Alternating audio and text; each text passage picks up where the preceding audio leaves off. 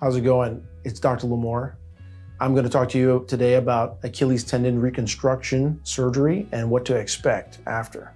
Your procedure will involve removing the painful and prominent bone spurs at the heel, debriding the degenerative parts of the Achilles tendon, and performing a repair of the Achilles tendon back to the heel bone. The procedure does involve elevating the tendon from the heel to expose the spurs, but the tendon is never detached. When there is substantial diseased tendon removed, a transfer of the FHL tendon, which is the tendon to your big toe to the Achilles, is performed to augment the Achilles tendon repair. The goal is to avoid overloading the Achilles repair and to provide adequate power for improving the return to normal function. You may have some toe flexion weakness after surgery that could affect toe grasping, but that is less likely and largely does not affect walking, working, and recreational activities.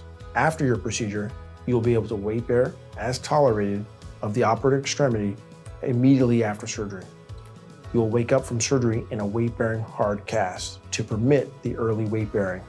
However, I do recommend using walking aids like knee scooters, crutches, to avoid overdoing it on the ankle and foot. There is a sterile surgical dressing covering the operative site underneath. This stays on until your first post-op visit and does not need to be changed. You'll use a plastic bag or commercially available cast bag from your pharmacy or even Amazon to keep your cast clean and dry when showering.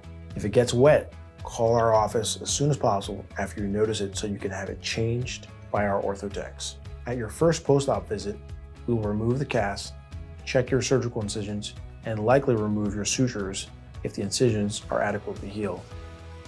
We will perform x-rays that day to confirm the surgical corrections are well maintained. Then you will be immobilized further in an additional weight-bearing cast until 6 weeks post-op.